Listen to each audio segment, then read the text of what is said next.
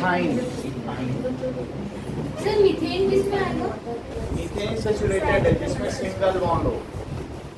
जिसमें single bond है वो बेटर है कि कार्बन कार्बन सिंगल बॉन्ड के, तो मीथेन में एक कार्बन ही है, तो आप मीथेन प्रिफर करें क्योंकि वहाँ C2H6 में भी C2H6 रहेगा क्योंकि उसमें सिंगल बॉन्ड भी है। चालू करें? हाँ स्टार्ट करो।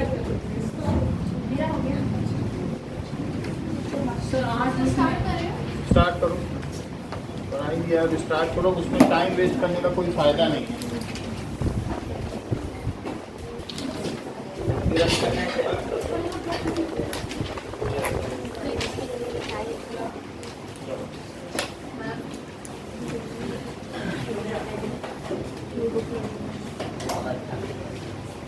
पिछले वाले टेस्ट में आपने भी अच्छा किया है। जो डेफिनेशन आपने लिखी वो सही सही। सर कल का टेस्ट कब मिलेगा? आधी कॉपियाँ चेक हुई हैं अभी, तो आधी मैं कर ही रहा था, मैं आ गया। अब कब मिलेगा सब? सर आज आप फुटबॉल खेलने गए थे? हाँ सर इनके साथ फुटबॉल खेलने गए थे? सर सच्ची बताना सर। सर मेरे को पागल बना रहे थे।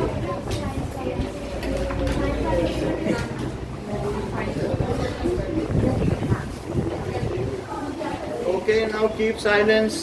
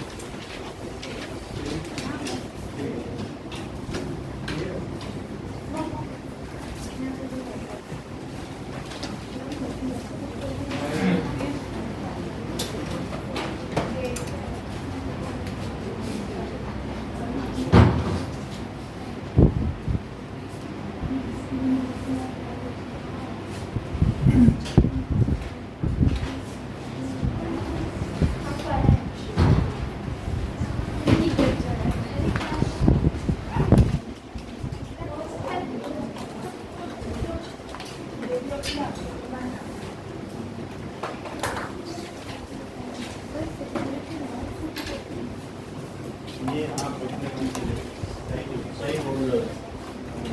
सर वो डॉक्टर बताया। हम बताते नहीं हैं।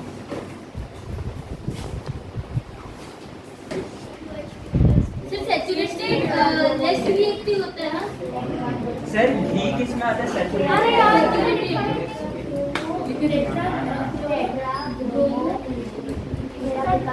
सर 3 मैंने 10 Now, okay. सेट तो है CHBr2 We have seen about this. CH2Br2 होता है। एक नहीं होता तो सर सुनो तो सर C2H2 gives CHBr2 चलो, अब आगे की बात करें तो now,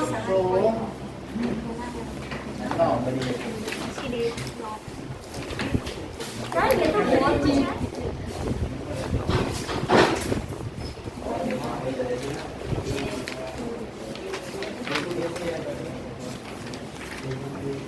सर कल जो टेस्ट किए थे वो कब मिलेगा? सर परसों का साइंस वाला। सर मैथ का सर आराम से कर दो। सर वो पेन नहीं वो तो कल का। देखो so by ये LPG burns with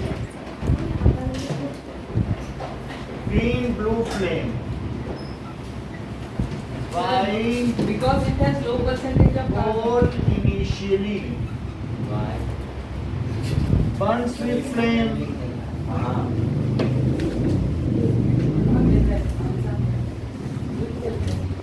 सर क्योंकि वो सैचुरेटेड है, But after some time, फिर अनसैचुरेटेड होता है। flame is not seen. ठीक है, so why candle burns? तो बड़ा क्वेश्चन हाथ से छोटा हो। सर पहले का मैं बता दो So LPG सर वो क्या लिखा है कोल के बाद? is saturated hydrocarbon containing 85% butane, that is C4 sir कल किसका टेस्ट होगा?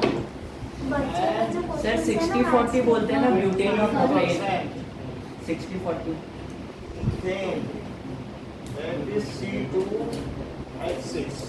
ये LPG क्या लिक्विफाइड पेट्रोलियम गैस है. It contains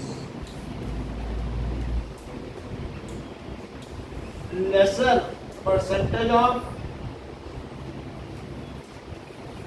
carbon which burns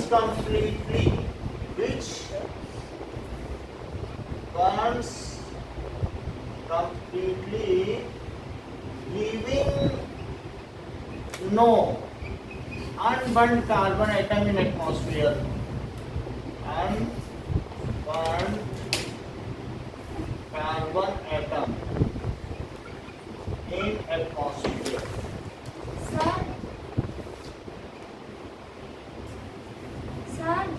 So it does not produce any black smoke. जब इसने कुछ काला भेजा ही नहीं हवा में तो क्या black smoke आएगी? And its flame is clean blue. Sir एक और बार समझाओ मुझे सर ये सर एक चीज पूछना था सर मुझे क्वेश्चन भी समझ में नहीं आ रहा So leaving no but so it burns with clean blue तीन क्वेश्चन है flame. Clean blue flame with sir मुझे क्वेश्चन समझ में नहीं आ रहा which is non-sooty. सर ये पहले का पार्ट का आंसर है आंसर टिक दो सर तो जो ए पार्ट है ये इसका आंसर है. मतलब एलपीजी क्या है? Liquefied petroleum gas. तो लिक्विफाइड पेट्रोलियम गैस में 85% क्या है? ब्यूटेन 85% ये है C4H10. ये 85% है. ब्यूट 4 को कहते हैं. और 10 मतलब 10 ब्यूट और plus N. But plus N होता है सिंगल बॉन्ड. हाँ और एच एथेन को कहते हैं. H2 को कहते हैं. और एन का मतलब क्या होता है? Ethane single bond carbon carbon तो ब्यूटेन और इथेन का ये हो गया. But plus N. हाँ बोलो भाई. सर आप जो लास्ट क्लास में कुछ बताए थे ना इथेन का कुछ मिक्स करते ऑक्सीजन के साथ वो सब बताएंगे. अभी दिखाना है ना वो सारा. अभी वही तो बताएंगे. वो भी एलपीजी में ही आता है. अभी बताएंगे ऑक्सी एसिटिलीन टॉर्च के बारे में बताएंगे जा रहे हैं. ठीक है. तो यही सब तो क्वेश्चन कराएंगे जो 2-2 नंबर के आते हैं. सर ये बता दो तो क्या पहला आपको बताया कि एलपीजी ब्लू फ्लेम के साथ क्यों चलती है? सर क्योंकि प्रोपेन नहीं होता इथेन होता है ऐसे यही होता है. आइसोप्रोपेन हमारे पास रखा है. उसको जला दे इतना धुआं होता है. सर जलाओ ने क्यों जलाए? यार मैं ब्लू की सूटी फ्रेंड सर आप कभी कुछ करके नहीं देखा था आज करके दिखा दो सुनिए. वही ठीक है. अब आप देखो सर बताओ कि LPG सैचुरेटेड हाइड्रोकार्बन है. It contains less percentage of carbon. इसमें क्या होता है? लेस परसेंटेज है तो वो प्रॉपर्ली बर्न कर जाता है. Leaving no carbon residue in atmosphere. और एटमॉस्फेयर में कुछ अनबर्न कार्बन छोड़ता है क्या? नहीं. मतलब अनबर्न कार्बन कभी कभी तुमने किसी की स्कूटी के जो एग्जॉस्ट में से खूब काला काला देखा है? हाँ देखा आवाज करते हुए तो वो अनबर्न कार्बन. वो काला काला क्या है? वो काला काला क्या है? अनबर्न कार्बन है. या फिर जब तेल का दिया जाता है तो काला काला ऊपर जाता है. वो भी अनबर्न कार्बन है. तो अगर अनबर्न कार्बन हवा में जाएगा वो जल सकता था. अनबर्न का मतलब क्या होगा? मतलब बिना जले ही वो हवा में चला गया। अच्छा अगर उसे ठीक से हम करते तो वो जल भी जाता, प्रॉपर ऑक्सीजन मिलती या ऐसा कुछ करते तो वो जल जाता, लेकिन वो जल नहीं सका। सर मतलब वो धुएं में अगर हम आग लगाएंगे तो आग उस धुएं में कार्बन है, अगर उसे प्रॉपरली जो स्मोक है जलाया जाए या उसमें फिर थोड़ा सा तेल डाला जाए तो वो जल जाएगा पूरी तरह। लेकिन वो चला जाता है, वो किस में होता है? अनसेचुरेटेड में। लेकिन जो हमारे सेचुरेटेड हैं इनमें कार्बन की परसेंटेज कम है, लो है। तो इस तरीके से पूरी तरह से जल जाता है। अब पूरी तरीके से जलने की वजह से हवा में कुछ काला छोड़ता ही नहीं। जब पूरी तरह से कोई चीज जल जाएगी तो अनबर्न क्या कार्बन छोड़ेगा? कार्बन के एटम, वही तो एटम दिखते हैं तो काला काला दिखता है, कार्बन काला होता है कि नहीं? ये तो सर चूंकि इसमें कम परसेंटेज कार्बन है इसलिए वो हवा में एटम्स नहीं छोड़ता अनबर्न। ये हवा में सब CO2 ही छोड़ता है, C नहीं छोड़ता। कौन? भाई ये एलपीजी सारे जो हैं ये जब जलेगा तो ये क्या छोड़ेगा बताओ? काला कर ये देखो, अगर मान लीजिए C4H10 है और ऑक्सीजन से जलने के बाद ये 4CO2 छोड़ता है ये तो ब्यूटेन है ना।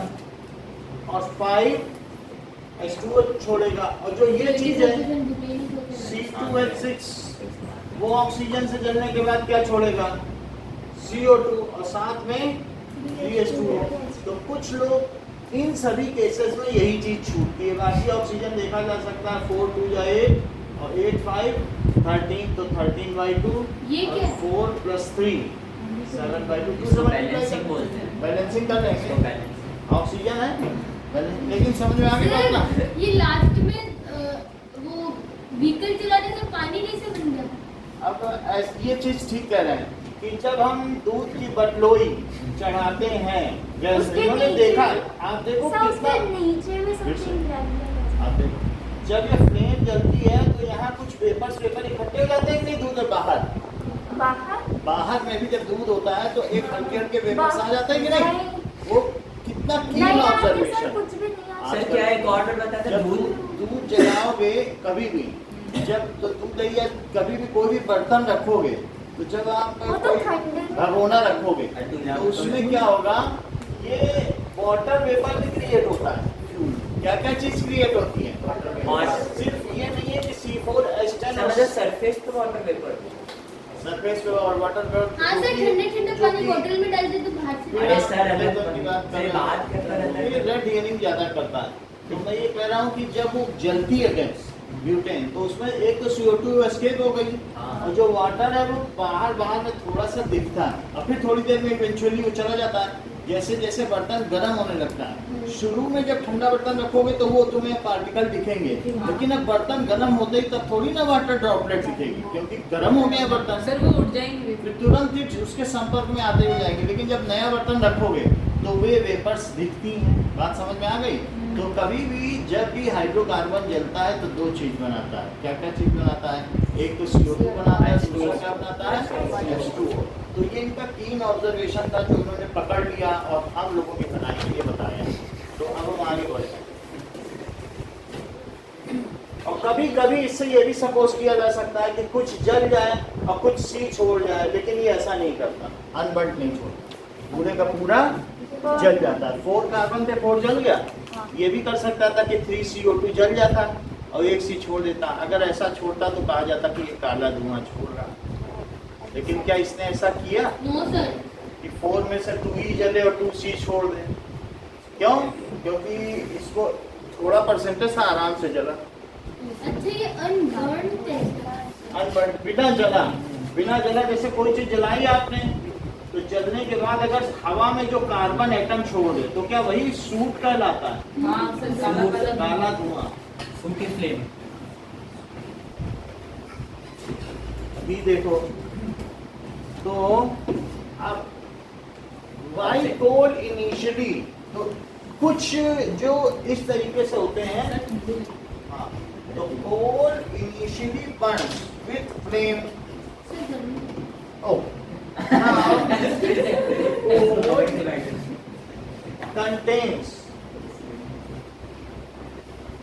coal contains some volatile मतलब volatile का मतलब एब्राइजेबल वाष्पीकृत हो जाएगा। वेपराइजेबल, वोलाटाइल इनफ्लेमेबल गैसेस। जब कोयले को जलाते हैं ना तो उसमें से कुछ गैसें निकलती हैं, आग लगा दी, लेकिन वो जो गैसें हैं वो फ्लेम बन जाती हैं, वो ब्यूटेन निकल रही है। वो क्या निकल रही है? कोल में से। तो कोयले में क्या क्या कंटेंट है? मान लो कोयले में आपने आग लगा दी तो जो गैस निकल रही है वो C6H6 है, C2H6 है, ये सब वोलेटाइल गैस है। अब अगर ये गैस निकलेंगी तो चूंकि वहां तो इग्नाइट आपने कर ही दिया है, तो क्या ये हवा में जलेंगी? और बाद में बच जाता है इसमें सिर्फ कोयला। बाद में क्या बच जाता है? कोयला। सिर्फ कार्बन। सर क्या ये समझ नहीं आया? समझो, आपने दो सर एक डाउट है। समझिए कि कोयले में क्या है? वोलेटाइल। सम वोलेटाइल गैस। जैसे इसे हीट दोगे तो क्या वो गैसेस एक्सपेंड करके वो निकल जाएंगी बाहर? तो वो निकलेंगी तो वो फिर बाहर ही तो जलेंगी। क्या उन्हें ही फ्लेम कहोगे? हाँ। और जबकि एलपीजी में तो सब कुछ वही रहता है, हाँ। तो इसलिए वहाँ तो फ्लेम ही फ्लेम है। लेकिन कोयले को शुरू में जलाते हो तो शुरू में फ्लेम दिखती है, तो वो फ्लेम क्यों है और बाद में क्यों नहीं दिखती? वो क्योंकि खत्म हो इसकी जाता तो है तो। शुरुआत में जो वोलेटाइल गैसेस हैं, इनफ्लेमेबल गैसेस, खत्म हो जाता so initially those volatile gases they burn with flame, however when they get exhausted, जब वो नहीं बचती तो फिर कोयला फिर सेट होकर के अपनी जगह जलता है, वो कोई भी फ्लेम नहीं देता। सर इसके कोयले के अंदर कैसे सूख- कोयले को जब जलाओगे तो शुरू में उसमें से फ्लेम से निकलती है, लेकिन बाद में जब वो चीज वो सर सारी कैसे कलर की, मतलब ब्लू? सर फ्लेम खत्म हो जाएगी तब उसकी फ्लेम में करीब 5-10 मिनट तक फ्लेम देता है, और उसके बाद वो कोई भी फ्लेम नहीं देता। चलो इसके बाद समझ में आ गई? नाउ अब देखो, coal contains some volatile inflammable gases which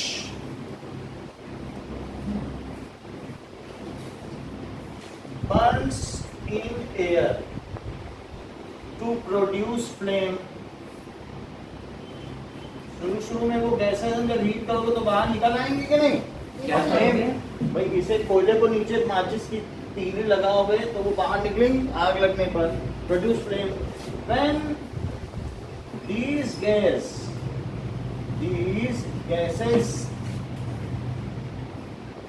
get exhausted, जब खत्म हो जाएंगी, then no flame is observed। Flame is observed। ठीक है? अच्छा, सो अब जरा ये देखो कि कैंडल फ्लेम क्यों देती है। सो कैंडल, हाँ, so that is candle is a wax है जो कि saturated hydrocarbon. Candle is made sir unsaturated में वो इनफ्लेमेबल गैसेस होते हैं क्या?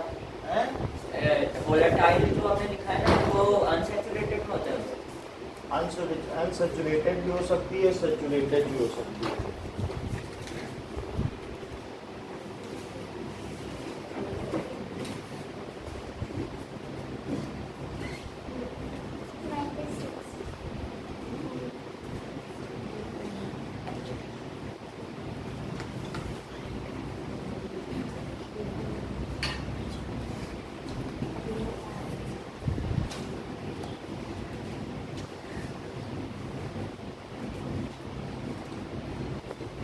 इसका रिसीट दे लीजिए।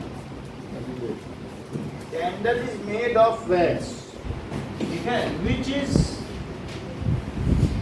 विच ठीक है, ड्यूरिंग बर्निंग, ये ड्यूरिंग बर्निंग मेल्ट होता है एंड प्रोड्यूस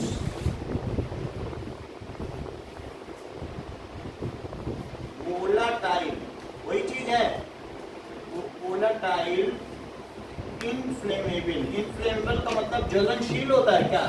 फ्लेमेबल होता है ना सर। हाँ, तो इनफ्लेमेबल ही लिखा जाता है, ज्वलनशील जो जल जाए। Inflammable, volatile inflammable gas which Burns in air and produces.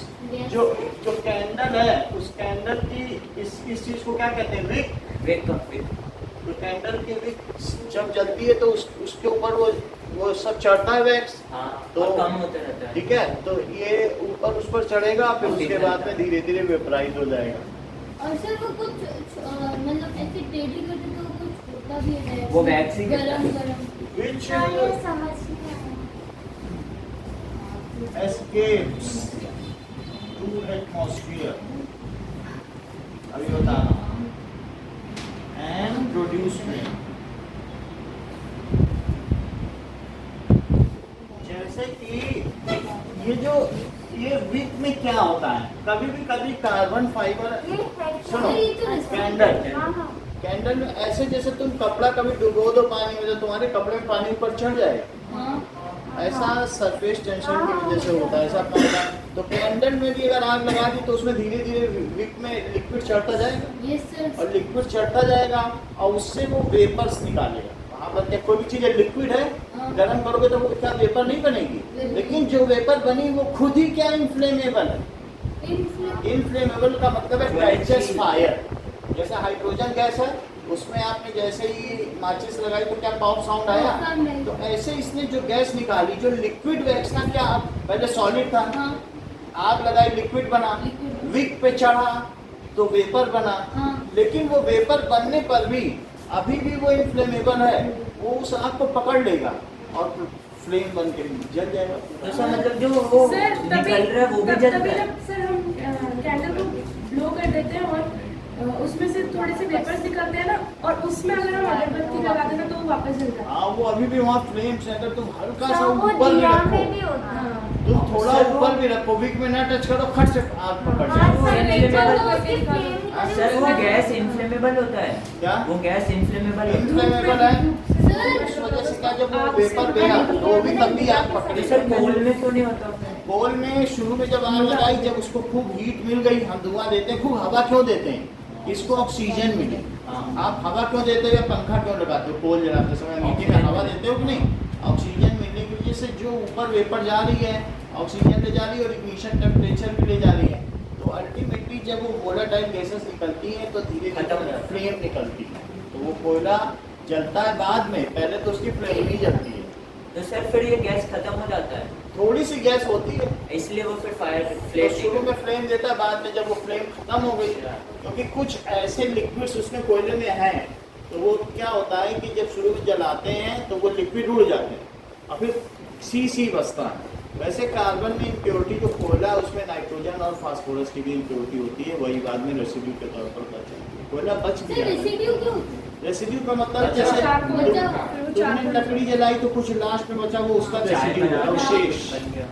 Sir फिर उसको वो जो बच गया। सर मैंने देखे कि अगर एक प्लेट पे दिया रखेंगे और एक प्लेट को कोल रखेंगे और उसे पास में रखेंगे तो 10 मिनट के अंदर अंदर वो दिया और कोल में इतनी दूरी पर वो कोल पूरी आग पकड़ लेगा। है? हाँ हाँ ऐसे कैसे होता है। भाई किसी ने देखा है तो एप्रिशिएट करो। सर आप भी देखिए। सर देखा सर शिवानी ने पकड़ के देखा हुए नहीं है, सर आप ही देखिए। और भी देखेंगे। होता है सर। चलो यहाँ तक बात हो सर, गई। सर, What उस is- हाँ सर कोल पे घी भी डालना। सर उस समय प्रोड्यूस करते हैं क्या वो वोलेटाइल इनफ्लेमेबल गैसेस? जैसे सॉलिड वैक्स है, तुमने विक में आग लगाई, तो विक में आग लगाने पर वो धीरे धीरे उसमें चढ़ी मेल्ट होकर के, और मेल्ट होने पर फिर वो वेपराइज भी हो गई, सॉलिड लिक्विड गैस। लेकिन जब वेपराइज हुई तब भी उसमें जलने की क्षमता है, हाँ उसमें कार्बन भी है, हाइड्रोजन भी है, तो वो एटमॉस्फेयर से ऑक्सीजन लेकर के नीचे से हीट लेकर के जल जाएगा, वही फ्लेम रीडिंग बड़ी होती है। वही ना जो कैंडल की विक पे लगी है। Now what is oxyacetylene torch, ठीक है, and why oxygen is mixed in it, वो कंप्लीट सर मशाल व्हाट इज ऑक्सी सर ये साइन ऑफ कर देंगे। टॉर्च,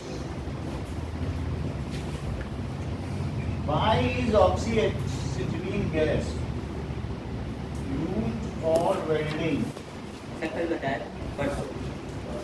शायद इसका आंसर लिखा है आयरन सर, क्योंकि ये कार्बन रेसिड्यू नहीं छोड़ती तो आयरन आर्टिकल्स को जलाने के लिए ऑक्सीएसिटिलीन क्यों यूज किया? क्योंकि ज्यादा हीट करंट कौन सा ये फैन बंद करें?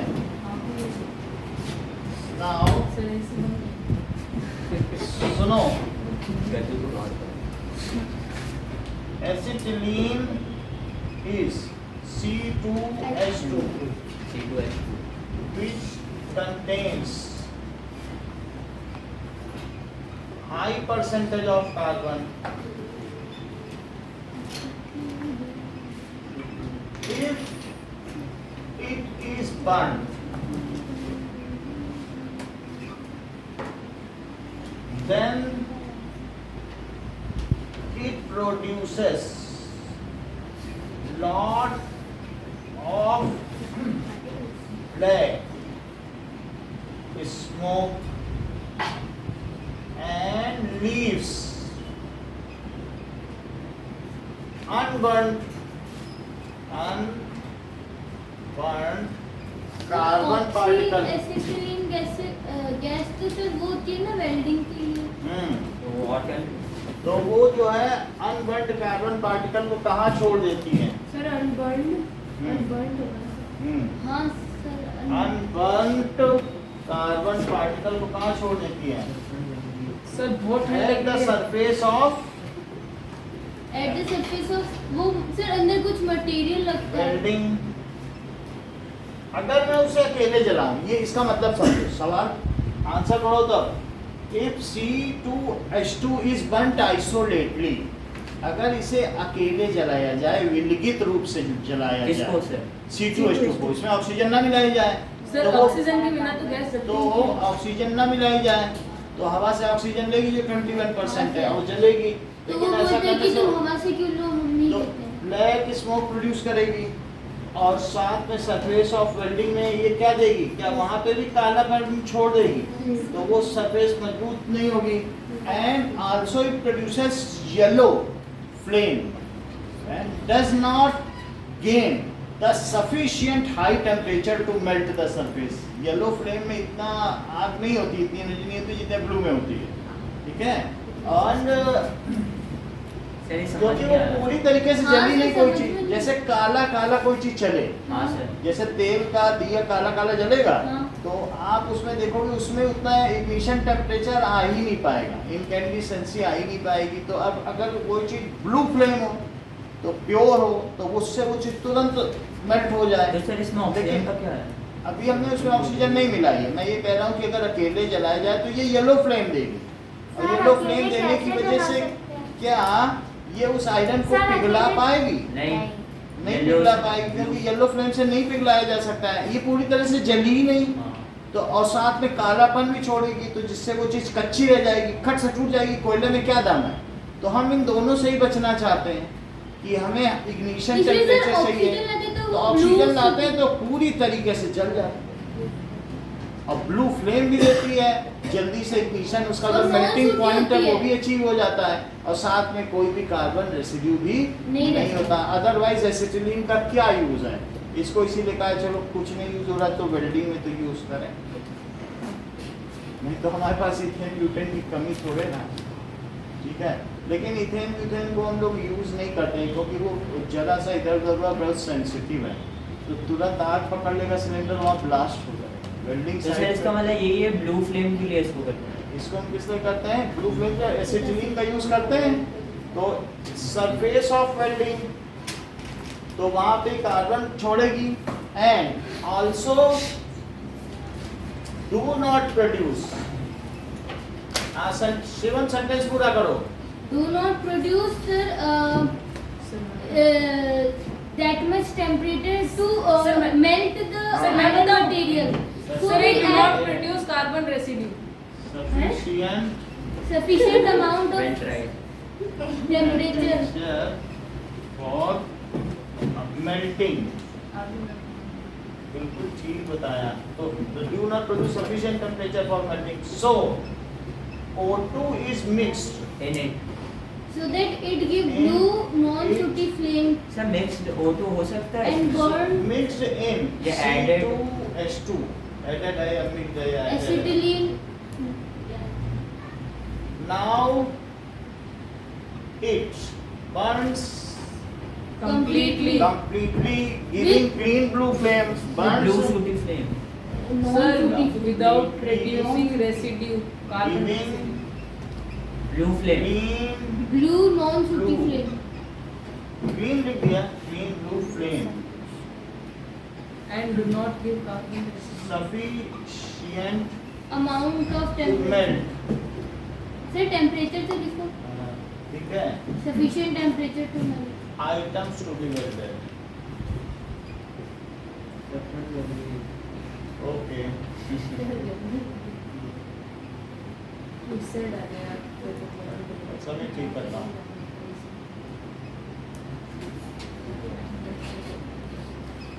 ये बात हो गई.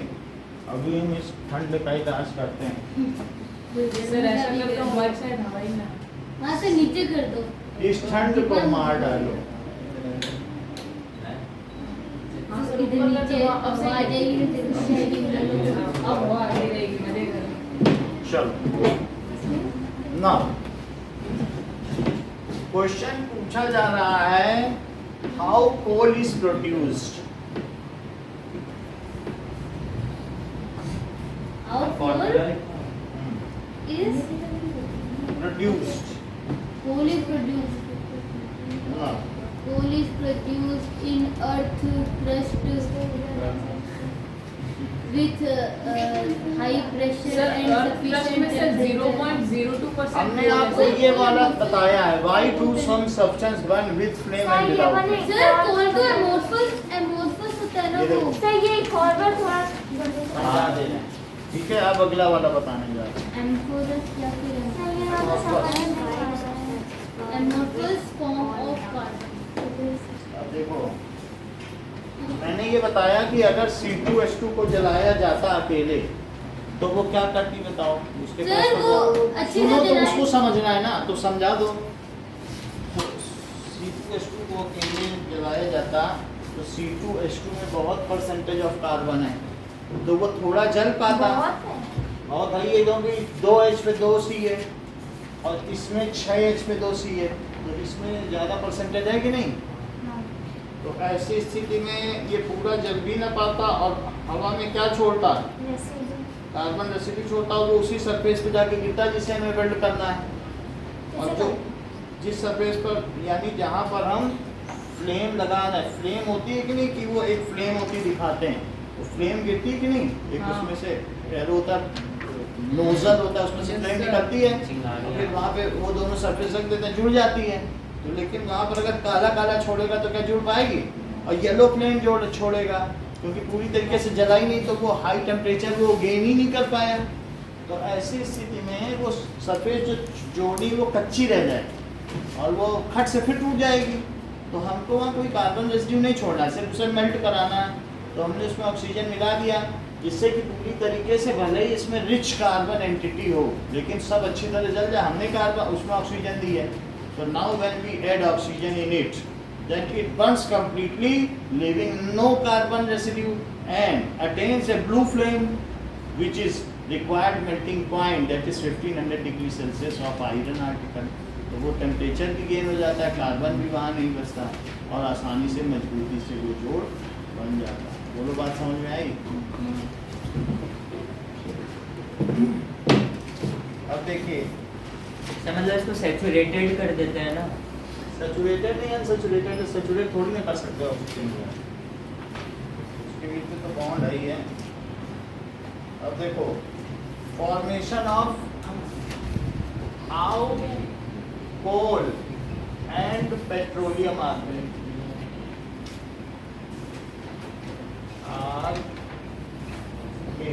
तो कोल एंड पेट्रोलियम कैसे बनता है ये अब हम देखें. So, coal and petroleum एक तो क्रस्ट के अंदर बनता है. are made, ठीक है, during within earth crust. Million of year. Sir petrol तो डेकेड ठीक है, during very long span of time, long sir petrol तो फॉसिल फ्यूल से स्पैन ऑफ टाइम, बहुत लंबे समय से हुआ, Millions of years. Millions of years इसमें लग जाते हैं, बहुत लंबा समय। जब इसीलिए एक renewable नहीं है। हमारे अर्थ में जब एक 80 मीटर, ये जैसे आप ये समझे 20 मीटर कमरा, यहाँ से यहाँ तक कितना है, 20। इसका 4 गुना बड़ा मीटिरॉइड टकराया, जब उल्का पिंड इससे बड़ा यहाँ टकराया, से लेके एंड तक, ये 20 मीटर है, ऑफिस तक। हाँ, और इसका 4 गुना बड़ा मीटरॉइड आया, अगर 60 मीटर तक भी टकराएगा आएगा तो वो हमारी सरफेस पर फ्रिक्शन की वजह से जल जाता है, वो टकरा नहीं पाता। अभी 2009 में एक टकराया था, वो करीब 63 मीटर का था, वो रशिया के 4 शहरों में उसने तबाही मचाई थी और 170 लोगों की जान ली, मतलब थोड़ा भी ज़्यादा है ना, तो वो हवा में इतनी रोशनी पैदा कर देगा कि उसकी आग, वो सरफेस से 13 किलोमीटर ऊपर जबकि फूटा था, पूरा पहुंच नहीं पाया, लेकिन वहाँ पर भी फटने से उसने जो आग बिखेरी, तो उससे क्या हुआ कि ये बताया गया कि 4 शहर खराब हो गए। तो 80 मीटर का जब हुआ तो सारे डायनासोर मर गए,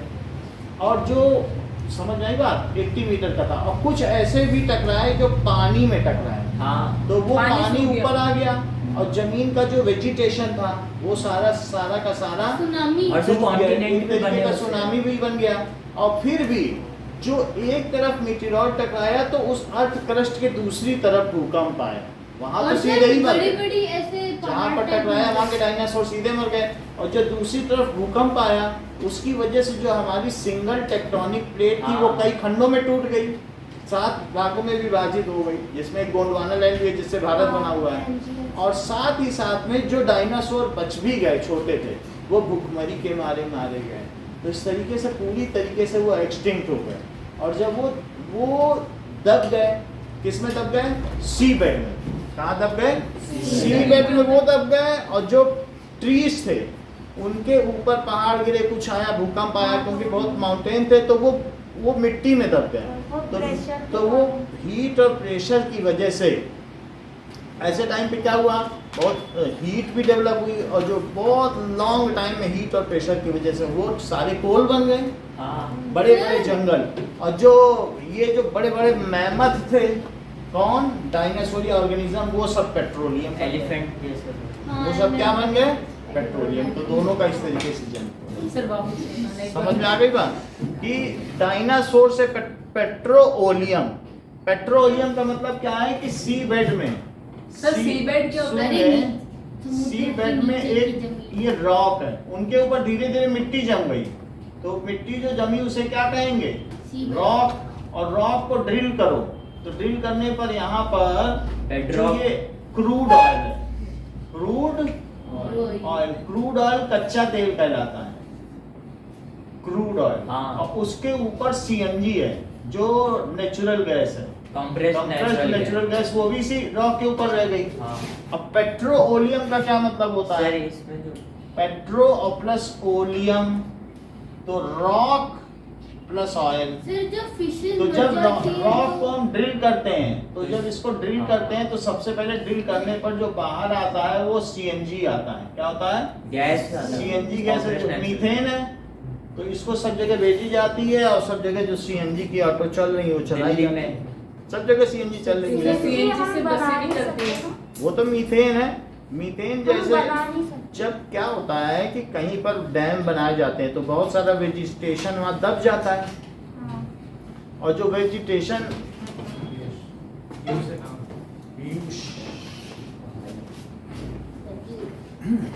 ना, ठीक है, लॉन्ग स्पैन ऑफ टाइम, तो वहां पर सर मार्श गैस पैदा होती है। सब्जी मंडी में भी जो सड़ती गलती चीजें हैं, तो वो जो गैस है इसका नाम सीएनजी नहीं है, इसका नाम क्या है? Compressed natural gas. Marsh gas है। मार्श का मतलब है जो दलदली एरिया में पाई जाने वाली, सुनो ज्यादा बोलो कम, सो दैट इज CH4 जो है उसे मार्श गैस इसलिए कहते हैं क्योंकि दलदली एरिया में रहती है। इसीलिए बार बार अमेजन के जंगलों में बहुत सारा वेजिटेशन पानी के नीचे या किसी से सड़ता रहता है। नया नया वेजिटेशन आता है और पुराना नीचे सड़ता रहता है। बहुत ज़्यादा वहाँ हीट है, वो इक्वेटर की बेल्ट में पड़ता है, बारिश होती सड़ता रहता है, तो इस वजह से बार बार वहाँ आग भी लग जाती है। तो कई जंगलों में आग लगने का यही कारण है कि वहाँ सीएनजी, वहाँ जंगलों में जाओ तो एक अलग तरीके की खुशबू है। वो खुशबू नहीं है, वो मीथेन गैस है। वो आपको लगेगा ये जंगल की बहुत अच्छी खुशबू नहीं है। वो अगर उसमें आग लग जाए जरा सा ना कुछ, तो वो लग ही जाए यार, ऐसा होता है। अच्छा लगता भी रहता है। तो आप समझ गए ना, पेट्रोलियम का मतलब है जो रॉक को ड्रिल करके निकाली जाए, वो इतना गाढ़ा विस्कस तेल है कि गिराओगे तो लगेगा जैसे शहद टाइप काला क्रूड काली ऑयल शहद। होता है ना। तो रॉक ऑयल है, उसी से रिफाइन कर करके जो एक देश दूसरे देश को बेचता है वो रॉक ऑयल ही बेचता है, क्रूड ऑयल। क्या बेचता है? Crude कच्चा तेल। वो $80 पर बैरल है, यानी आप समझो एक 200 लीटर का कैन जो होता है वो बैरल होता है, जिसमें वो पंजाबी लोग मतलब गुरु पर्व में शरबत बांटते हैं, उतना बड़ा बैरल। तो शरबत नहीं बांटते उसमें, पिंक कलर का इतनी इधर भी बड़ी, बांटते हैं शायद। इतना बड़ा ड्राम होता है शरबत बना। रूह अफ़ज़ा मिला के दूध में अच्छा वो बांटते हैं। हाँ, वो तो वो वैसा वैसा होता है। Now we will see how the course. इसमें वो भी डालते हैं क्या बोलते हैं? अब देखिए, एक रिमोट पास्ट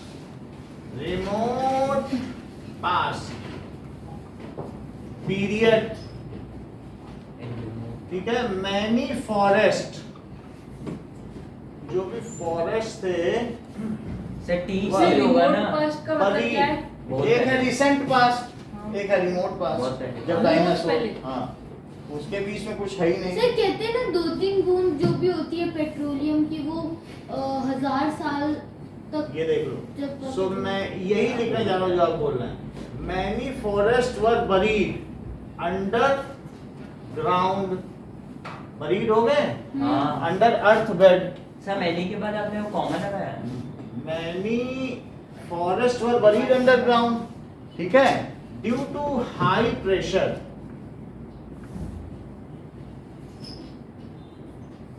एंड टेम्परेचर।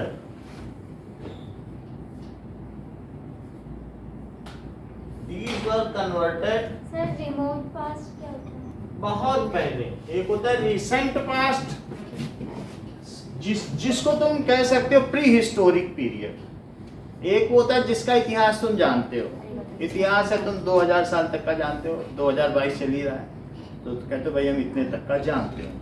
और उससे पहले जो जानते ही नहीं हो 5 लाख साल पहले, तो प्री हिस्टोरिक पीरियड नहीं हो तो गया। ये रिमोट पास्ट कैसे हो गया? तो हम जानते हैं ना। अरे क्या जानते हो, वहां से डायनासोर हुए, फिर उसके आप बाद भी तो जानते हैं, तभी हमें पता। नहीं, तो ये वो तो remote ठीक है, past उनके क्या रिमेन्स ऑफ फॉसिल्स मिल रहे हैं तो हम जान रहे हैं, लेकिन उसके बाद क्या क्या हुआ हर साल की खबर है। उसके बाद राजा तानसेन आया, फिर क्या आया, राजनी सिंगर खान। मतलब वो तो हम इधर की कह रहे हैं 2000। अब पता नहीं हम कहें 2 लाख साल में क्या हुआ। अच्छा 2 लाख साल से 1 साल पहले क्या हुआ, वो एक इंसान डिस्कनेक्ट, रहते हमें हैं, मालूम नहीं, वो फोसिल से हम जान पाए। तो जिसके बारे में तुम खोद के या कुछ एसेस कर सको, हिस्टोरियन वो होता प्री है? Historic sir, period crude oil sufficient है? है। क्रूड ऑयल सफिशिएंट है या फिर इनफिनिट है? क्रूड ऑयल हमारे पास 200 साल तक का है, लेकिन जिस हिसाब से यूज कर रहे हैं वो 50 साल में ही खत्म हो जाएगा। क्या? इस हिसाब से सर हम कंट्रोल यूज सर कर रहे ये वापस रिपीट हैं। इसीलिए इंडिया एक हब बन रहा है जिसमें वो हाइड्रोजन से फ्यूल बना रहा है पूरे हाँ, विश्व को सप्लाई हाँ, करने सर, के ये तो और लिए। सर हाइड्रोजन क्या से बना रहे बिजली हैं? भी बनेगी। हाइड्रोजन बनेगी से। तो सर, ये हमारे यहाँ ये हाइड्रोजन काम से बड़ी गाड़ी तेजी से वगैरह चल रहा है। चलेगा। हाँ, और सर गाड़ी चलती छोड़ भी के है। चले जाओ, कोई फर्क नहीं और पड़ेगा। कुछ समय बाद ये सड़कों पर क्या है ना कि पेट्रोल की जरूरत भी नहीं पड़ेगी। हाँ, ये चीज इलेक्ट्रिक कार्स इस पे काम चल रहा है ना। अब देखिए, these were converted into या transformed, converted into coal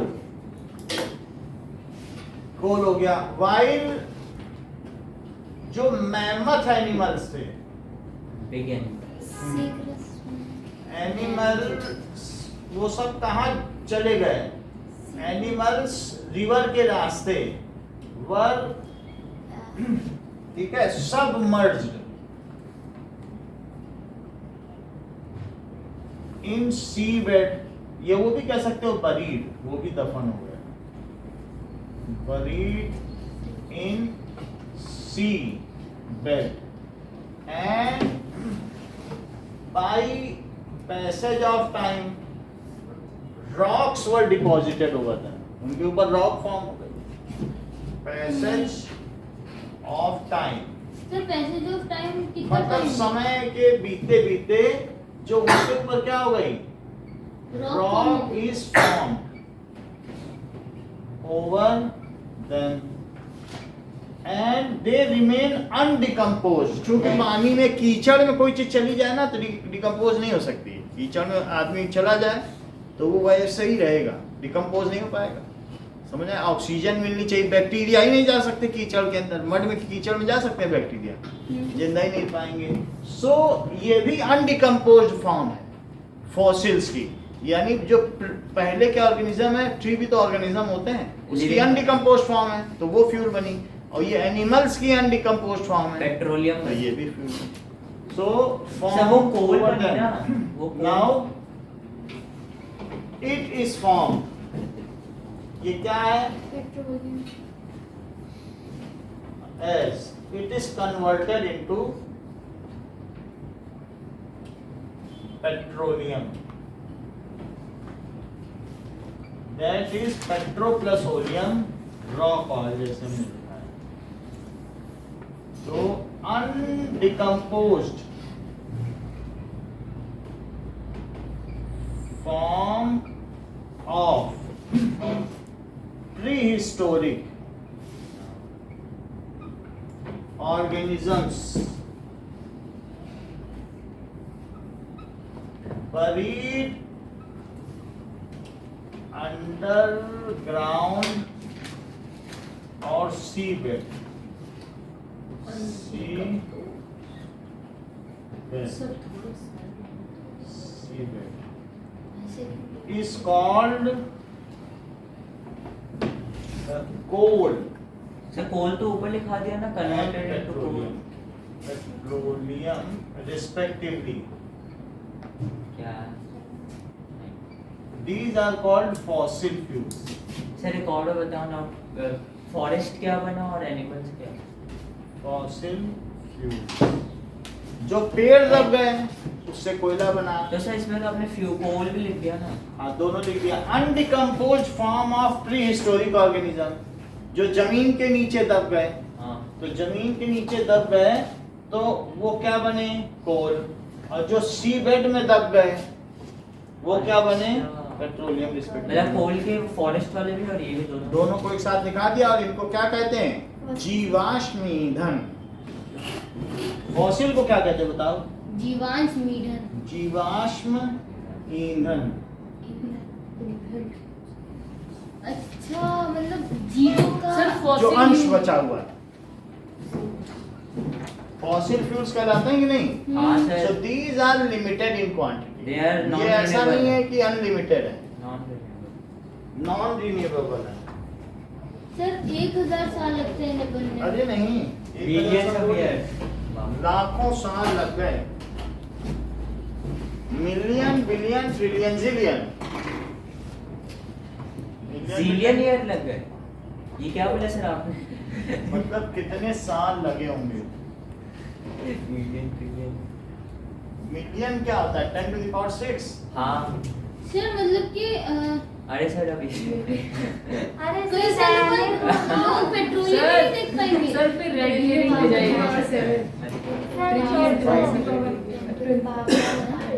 sir are environment के बचा.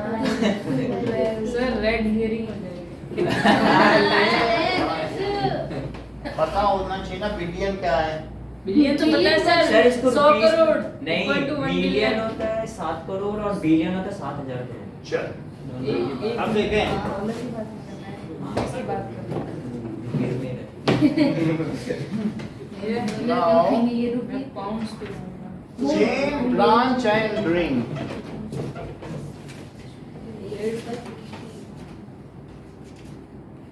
Chain, branch and rings. Sir undecomposed मतलब Undecomposed का मतलब है अरे ये वो तो डिकम्पोज नहीं इसके होता वो पूरी वीडियो तरीके भी है से, ना? वो डिकम्पोज नहीं होता। चेन ब्रांच एंड सर आपने अच्छा पूरा पैकेट खरीद दिया। वही गुरु ये प्राची ने दिया। क्या अंडी सर, आप मैंने हमें दिया था दिखा वहीं उन्हीं के दिखा उस पर दिखा। खड़ा थाम दिया। अंडी का अरे सर चीटिंग करते हो सर आप। सर मैम बीमार है तो आप फायदा उठा रहे भाई, हैं सर मैम बीमार है तो आप मैम की चॉकलेट खा रहे तो क्या हैं सर मैम के साथ तो बताएगा जाके, तेरे को पता है हम सर बताएंगे। भी तो खिलाते होगी मैम ये को बता chocolate। देगा सर जा जाके। अरे जा अब देखो भाई सर भी तो वो चॉकलेट खिलाते होंगे। आप सर, भी तो हमें मैम को दिखा चॉकलेट दिखा खिलाते होंगे ना वो भी ऐसे वो ऐसे लड़का करके लगा पूरा- रहता है। Chain branch and ring structure समझो। सर अभी तो बहुत आगे थे, पीछे आ गए। अभी तो यहाँ पर थे, अब यहाँ पर आ गए। जो आसान है रूट बदल के पढ़ाया जाता है। अच्छा सर ऐसे कहानी बच्चों की को तरह लेके ऐसे चलो। नहीं बताया जाता कि डिस्कनेक्ट हो जाए, धीरे धीरे कंफर्ट जोन से चलाया जाता है तो वो सफर आराम का रहता है। अब देखो चेन कंपाउंड क्या होता है? चेन कार्बन और सिलिकॉन में जो कार्बन और phosphorus. Chain compound. So if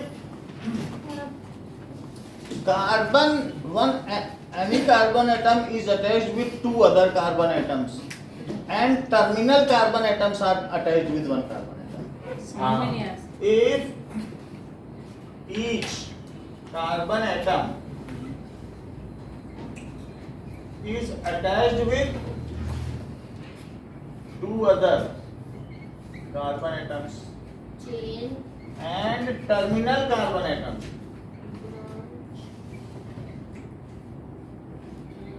sir आप पहले खा लो।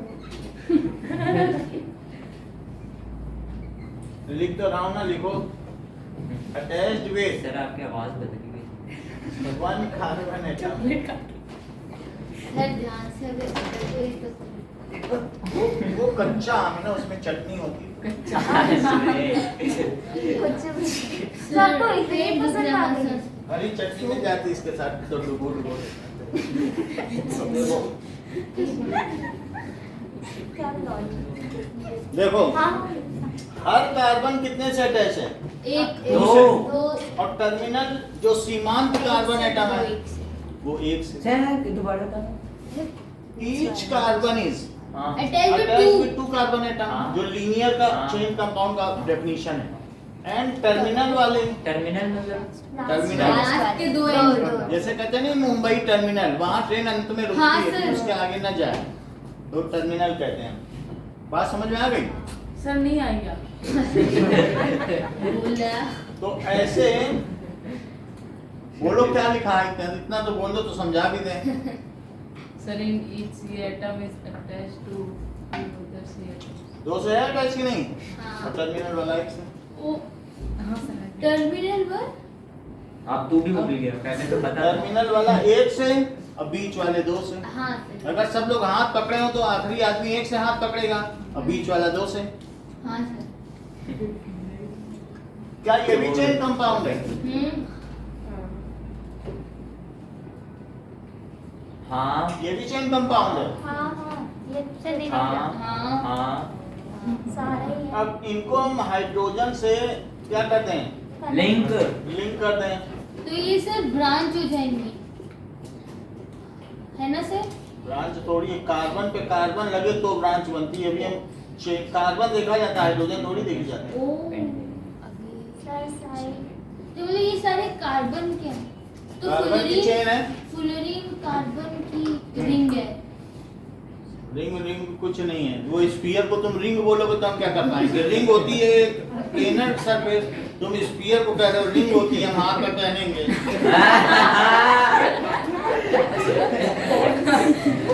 स्फीयर को हाथ में पहनेंगे जैसे पृथ्वी उठा के घूम रहा है। सर वो होल है ना उसके अंदर तो हाथ घुसा लेंगे। तुमने मासूमियत कूट कूट कर भरी हुई है, इतना मुझे पता चल गया। मासूम है ये, क्रिमिनल ऐसा नहीं है। डिस्ट्रॉयड इन सेकंड्स अब देखो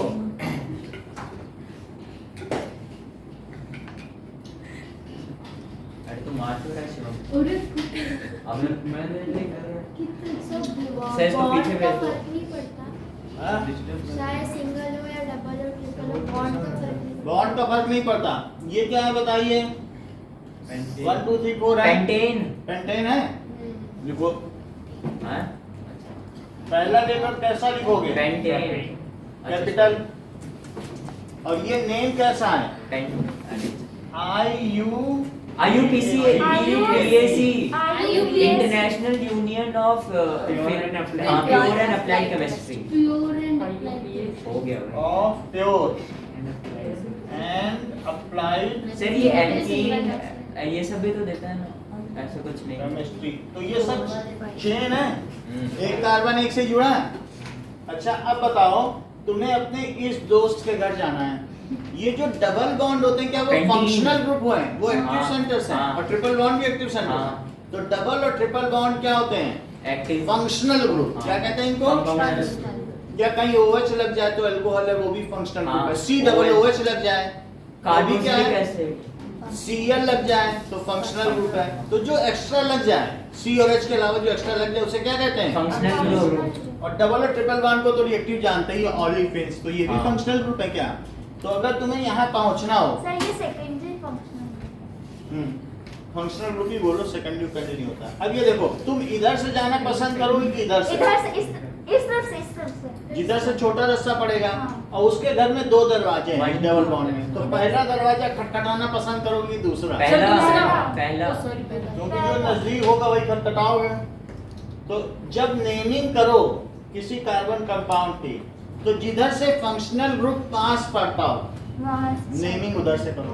क्या पहली बात बताई? जहाँ नेमिंग से पास। फंक्शनल ग्रुप पास करता है वहाँ से नेमिंग का। चलो इसके बारे में लिखें। और सर तो मिडिल में है तो सर पहले बता दो। तो कहीं से बताता तो जा रहा हूँ, फिर लिखाता भी जाऊंगा ना। हाँ। तो सबसे पहले क्या बताई आपको बात? जिधर सर- से फंक्शनल ग्रुप सर पास जिसमें करे, डबल या वहाँ ट्रिपल से- होता है वो फंक्शनल ग्रुप होता है, और वो जहाँ से पास करता है वहाँ से नहीं। वहाँ से नेमिंग स्टार्ट। सेलेक्ट। सबसे पहले क्या सेलेक्ट करो? Longest chain. कार्बन चेन या चेन और किसी का भी चेन हो सकता है ना, कार्बन का ही होगा। सिलिकॉन का भी। नहीं, ठीक है। Start naming from that and from which functional group क्या हो? Is near. फंक्शनल ग्रुप में यहाँ डबल बॉन्ड को कह रहा हूँ। डबल या triple. Is near. Sir select longest chain of carbon मतलब अब ये सबसे लंबी चेन है और तो कोई नहीं है ना, हमने इसको सेलेक्ट कर लिया। ये नहीं कि एचएच पे नंबर करने लग जाओ। तो अब ऐसा कर दिया, तो अब बताओ कितने कार्बन है? सर 5। तो पेंट लिखे 5 के लिए, और डबल बॉन्ड 2 पे है कि 3 पे? सर डबल बॉन्ड सर 2 पे। क्योंकि यही पास पड़ रहा है। तो पेंट 2 और इन अच्छा ऐसे। पेंटुइन। पेंटे। Paint paint. 2 इन। देवांशीष का नाम बताओ। उसका नाम मैं बताऊं? अभी तो यही बताएंगे। Tri. Pentyne. Sir pentyne. Pentyne. Sir sir pentyne. 3 होगा ना। Sir pentyne. Pentyne. Two iron. Pent two yne. मैंने कहा ना सर 2 क्यों लिया? क्योंकि 2 पे आ रहा है ना। अपने मित्र का कौन सा दरवाजा खटखटाओगे? पास वाला। आइन होगा। देखा? आइन कहाँ? ध्यान मत दे। अब देखो, सर हमको कैसे पता चलेगा इन तीन में, मतलब एक ही तो चेन दी है, उसमें क्या पता चलेगा लॉन्गेस्ट चेन कौन सी है? एक नहीं पता चलेगा, अभी और लिखूंगा एग्जांपल, लेकिन अभी तो यही चेन लॉन्गेस्ट है। ऊपर नीचे भी उससे। अब देखो, उसके बाद तीसरी चीज क्या बताई गई है? 2 तो ये बता दिया। लिखो रूट वर्ड। सर उसके अंदर सब में 5-5 कार्बन है, तो वो लॉन्गेस्ट कैसे? 5 है, एक ही चेन है, एक ही लॉन्गेस्ट है। और नहीं ना, ब्रांचिंग होगी तो फिर 2-3 हो जाएंगे, जैसे कई शाखाएं निकली हो किसी जड़ में से, तो जो सबसे लंबी जड़ है वो दिख जाती है। सर डायमंड का स्ट्रक्चर भी ब्रांचिंग से ही अभी रुको, वर्ड रूट में क्या है? Meth eth method prop but but pent hex sept oct nona और डेका सेप्ट। सेट नहीं है, हेप्ट सेप्ट है oct sept oct non non. Dec ठीक है, बस इतना ही बता। एक डेक मैथ और प्रॉप बट प्राइमरी, सफेद जो प्राइमरी होता है उसमें बाद में लगे तो क्या कहते हैं? सफेद सफिक्स और प्रीफिक्स सेकेंडरी सफेद ये क्या है सर? प्रीफिक्स सफेद सफिक्स। अभी कहाँ बताया? तो अगर सिंगल बॉन्ड है, सर मैथ का तो पहले लिखो एन आइन आइन यानी सिंगल बॉन्ड के लिए एन लगाना, और इसके लिए डबल बॉन्ड और ट्रिपल बॉन्ड सर के सफिक्स पीछे मतलब होता है बाद में लगे, बाद में लास्ट लगे। Math N at N, okay ठीक है। और अगर कहीं पर ओ OH लग जाए OH या फिर तो ऑल लगा, alcohol that is alcohol. Alcohol alcohol होता है ना विस्की, तो उसमें फंक्शनल ग्रुप है OH एक्स्ट्रा लग जाए हाँ तो ऑल लगा देना। कहीं पर COOH लग जाए कार्बोक्सिलिक एसिड तो ओइक एसिड, और ये इसको कहते हैं कार्बोक्सिलिक एसिड। और सर COOR भी होता है COOH है ना लगा इस पे किसी पे, हाँ। तो इसका ये मतलब समझना, कार्बोक्सिलिक एसिड और OH ये मानना। हाँ ये ग्रुप और कौन सा सर बताया एक था? CO हो सकता है CO कार्बोनिल। ये कौन सा ग्रुप बताया था? कार्बोनिल और ये अल्कोहल हाइड्रोक्सी, तो कार्ब ऑक्सी, तभी तो आप लोग कार्बोक्सिलिक एसिड बोल रहे हो। Carboxylic carb sir. इसका लिया है, सर ये सेकेंडरी सफिक्स समझ में नहीं आया। अभी बताएंगे। कार्ब और इसका क्या ले लिया? ऑक्साइलिक, और चूंकि ये इसमें से निकल जाता है तो कार्बोक्सिलिक एसिड फिर ये अच्छा। क्या है? अभी बता। अब जैसे देखो ये चीज समझ में आ गई, CHO भी हो सकता CHO भी सर होता है। COOR भी तो होता है कभी कभी अगर मान लो CHO ये फंक्शनल ग्रुप है, ये अगर हाइड्रोकार्बन में लग जाएं तो क्या उसको एक्टिव कर देते हैं, हाँ। क्रियाशील कर देते हैं। हाँ। तो फंक्शनल ग्रुप्स आर दोज, ये जो मैं बता रहा हूँ ये सब कौन है, फंक्शनल और इनमें भी ये दोनों कौन है? Functional functional group, double bond, triple bond, ये तो है ही एक्सक्लूसिवली फंक्शनल ग्रुप। ये जरा देखो, जब मैं Aldehyde। बात किसकी कर रहा हूँ CHO, तो तुम इसे ऐसे समझना शिवम कि C डबल बॉन्ड O है और एक तरफ क्या लगा है, H। और बाकी तो C से जुड़े हुए हैं। जी तो ये एक तरफ H लगाओ और एक तरफ C से जुड़ा हो तो उसको क्या कहते हैं? Aldehyde। एल्डिहाइड, बदबूदार, वेरी फाउल स्मेलिंग। सो CHO, तो इसमें अल लगाएंगे, क्या लगाएंगे? अल और ये जो होता है कार्बोक्सिलिक एसिड है, फंक्शनल ग्रुप का नाम। सर इसको और इसमें क्या एल्किनोलिक कहेंगे? एसिड भी बोलते हैं ना एल्डिहाइड, क्या बोलेंगे? एल्डिहाइड और तभी तुमको शिवम ऐसा मिल जाए कि C पे डबल बॉन्ड हो लगा हो और इधर भी कार्बन और इधर भी कार्बन, तो ऐसा लग जाए कि C डबल बॉन्ड हो और इधर भी कार्बन और दोनों तरफ कार्बन, तो उसको कहेंगे ओन। और इसका होता है कीटोन। क्या नेल पॉलिश रिमूवर की स्मेल कभी सूंघी है? हाँ। तो कीटोन होता है, वो एसीटोन होता है सर। कीटोन या एसीटोन है। एसीटोन तो इसमें नाम है, समझ में आई? अभी कुछ चीजें मैं धीरे धीरे बता रहा हूँ, तो जब कराऊंगा एग्जाम्पल तो अपने आप समझ में आएगा। अच्छा, इसके पहले क्या है? किससे primary prefix prefix prefix, secondary और प्रीफिक्स उसके पहले सेकेंडरी प्रीफिक्स सेकेंडरी प्रीफिक्स, ये चीज है, ठीक है। तो प्राइमरी प्रीफिक्स में अगर मान लो रिंग स्ट्रक्चर है तो क्या लिखोगे? साइक्लो। और कभी कभी सिमेट्रिकल भी होता है सर। मिथाइल, इथाइल, ये भी लग जाता है किसी किसी में। क्लोरो, ब्रोमो हाँ और फ्लोरो, आयोडो, नाइट्रो, NO2। नाइट्रो छोड़ दो, नाइट्रो अब जरा देखो, इतनी बात हमने लिखा दी, इसको नोट कर लो, ये समझो आपका मास्टर चार्ट है। अब इसी पे काम चलो। ये तीनों नोट कर लिए? हाँ सर 2 मिनट लिखने के लिए देते हैं। ये वाले नोट किए? सर इसको एल्कोनॉलिक एसिड ऐसे भी बोलते हैं ना, वो भी हम सब समझा देंगे आपको, बस आप नोट करो, देखो फिर धीरे धीरे स्टार्ट सर करें। इसका टेम्परेचर बढ़ा ओके।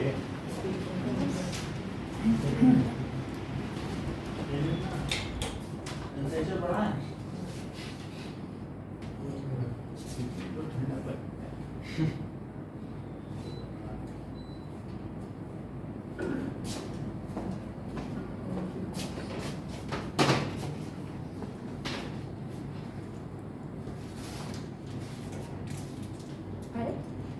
सर कैविटी हो जाएगी। ये सिक्का नहीं दिया, कल उसका बर्थडे। कौन है? 9। सर बोलते किसी को बुरा नहीं लगना चाहिए। तो सर उनके सामने खाना चाहिए। नहीं, वो अपने हिस्से की खा ली।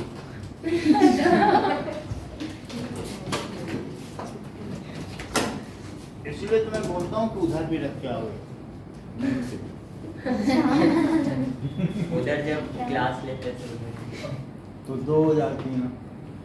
अब नया कई केबिन बनवाने वाला हूँ। इतने फिर हर से केबिन में एक चॉकलेट आए। हाँ। आप बोलो थोड़ी टेबल पे सर आप टीचर हायर करोगे आगे तक? आप ही बुलाओगे? सर थकते नहीं। मजे का पैसा आ जाता है, ज्यादा हम इसको चक्कर में पड़ते हैं। अरे मजे का पैसा कैसे? ज्यादा पैसे से चक्कर में नहीं पड़ते।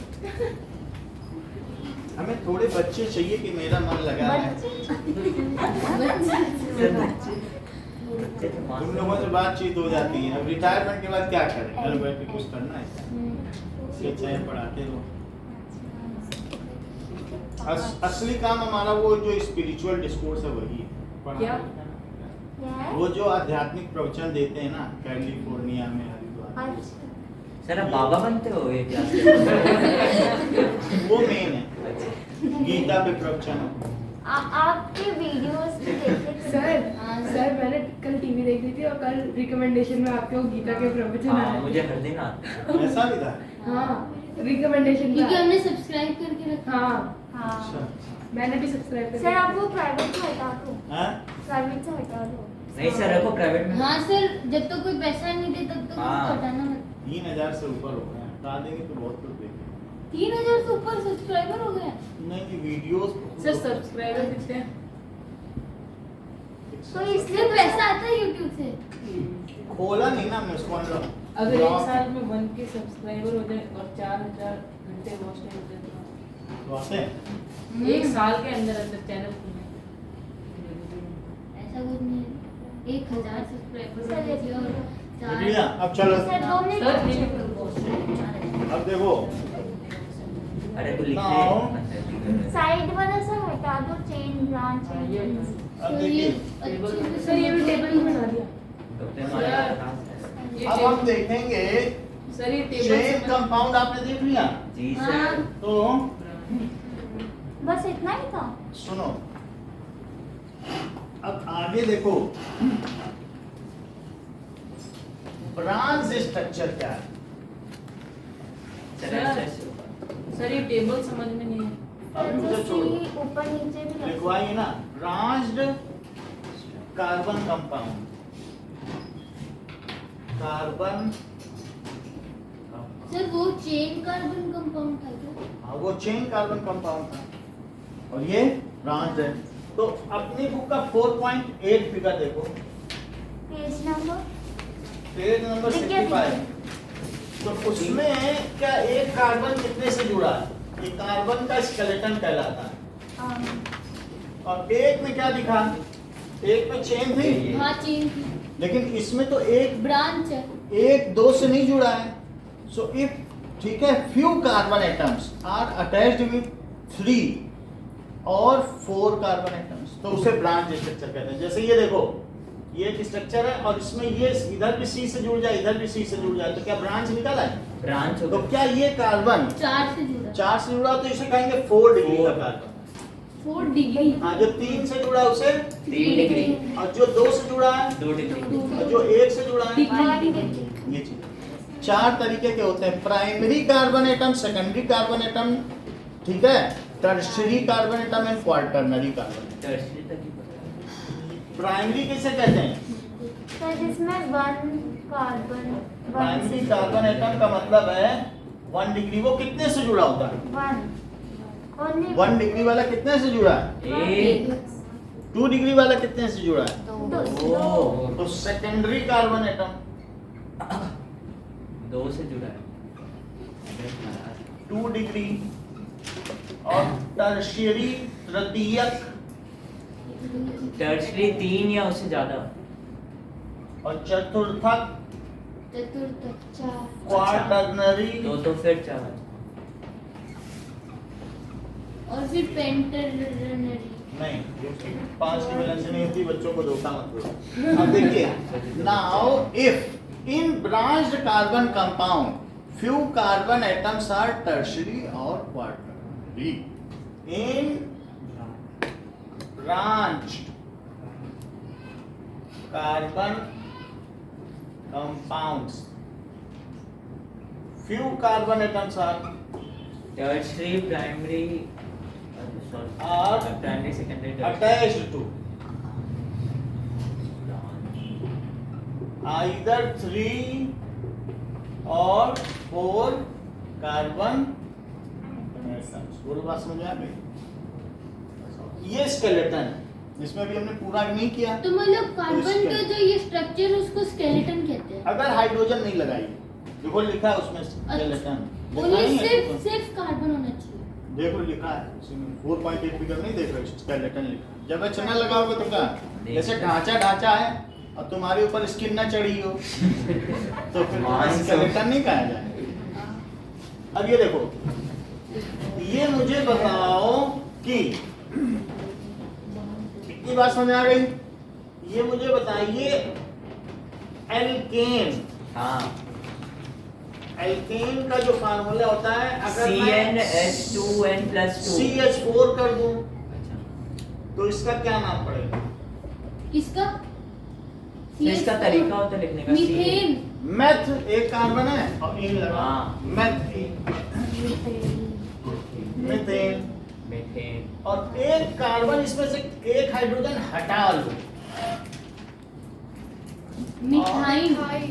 और मतलब एक, फिर इसकी वैलेंसी बच जाएगी तो उसे क्या कहेंगे? मीथेन। मिथाइल। मतलब एक हटा दिया, एक हाइड्रोजन हटा दो। सर ये एलील एलियन क्या है? एल्क का मतलब होता है नंबर, ये एल्क है। वो लोग अपने नंबर को क्या कहते थे? एल। एल्क। तो एल्क मैथ है, ये सब वो ग्रीक लेटर्स हैं, इनको क्या कहते हैं? ग्रीक लेटर्स हैं, उसकी जगह एल्क लिया जाता है, ठीक सर है? मैथ मतलब 1। मैथ का मतलब है कि 1 कार्बन एटम, अच्छा। ये 2 कार्बन, ये 3 4 carbon, 5 Eight carbon, 6 drop. Carbon, 7 carbon, But 8 carbon, 9 carbon और यूज तो होता है। एक है तो मैच हुआ। अच्छा ये बताओ, C2H6 इसका फार्मूला भी लिख दो, CN, H2n+2 ये जनरल फार्मूला है, हाँ जनरल। अच्छा ये इसका क्या नाम होगा? Ethane ethane. इथेन होगा, क्योंकि H 2 कार्बन के लिए है, और चूंकि ये सैचुरेटेड हाइड्रोकार्बन है, सिंगल सिंगल बॉन्ड है, तो सिंगल बॉन्ड के लिए N लगता है, हाँ तो इसका नाम लिख दिया जाएगा एथेन। और अगर मैं एक हाइड्रोजन हटा दूं इथाइल तो C2H5 बचेगा, लेकिन क्या इसकी वैलेंसी फुलफिल्ड है कि नहीं? इथाइल। ऑक्टेट तो पूरा नहीं है ना?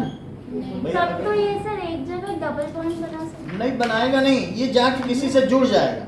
जब तुम्हें किसी माला में गुच्छा जोड़ना होता तो एक फूल निकाल लेते हो और उसी से गांठ बांध देते हो, बांधते हो कि नहीं? तो एक हाइड्रोजन निकाल लो तभी तो जाके कहीं जुड़ेगा। तो ये सब क्या है? ये कहीं जुड़ेंगे, ये सब किस क्या होंगे बताइए? कहीं जुड़ जाएंगे, तो उसको कहते हैं सब्स्टिट्यूएंट ग्रुप, सब्स्टिट्यूएंट ग्रुप, या फिर इसे क्या कह सकते हैं? प्रतिस्थापक समूह। क्या क्या अभी बता रहा हूं, प्रतिस्थापक समूह। मतलब अगर कहीं पर इतना तो आपने लिख लिया कि नहीं, सर रुक जाओ सर, वो वाला लिखना है। नोट कर लो। इथाइल का कोई फार्मूला पूछे बता दोगे? हाँ हाँ C2H5 उसमें और मिथाइल का? C2H3 सर उसके अंदर से सिर्फ एक कार्बन एटम हटाना है। हटा दो और फिर वो अब किसी में जुड़ सकता है क्योंकि उसकी वैलेंसी पूरी नहीं है। हाइड्रोजन हटाओ। तो C2H क्या होगा? हाँ C2H सही है, सर वो समझ में नहीं, वापस अभी बताना। समझ में आएगा। देखो मैं हर चीज आपको क्लियर करूंगा। तो अभी हम लोग किस पर हैं? क्या ब्रांच कार्बन कंपाउंड? तो ब्रांच कार्बन कंपाउंड में मान लीजिए कि ऐसा मैंने एक बना लिया और तीन। सारी वैलेंसी किससे पूरी कर ली है? H से H से। 1 2 3 ये देखो H लगा दिया 6 को क्या करेंगे? हेक्स और सब में लगा दिया, लेकिन एक जगह नहीं लगाया। तो एक जगह से H हटा के और यहाँ पे कह दिया आओ आओ मिथाइल तुम जुड़ो।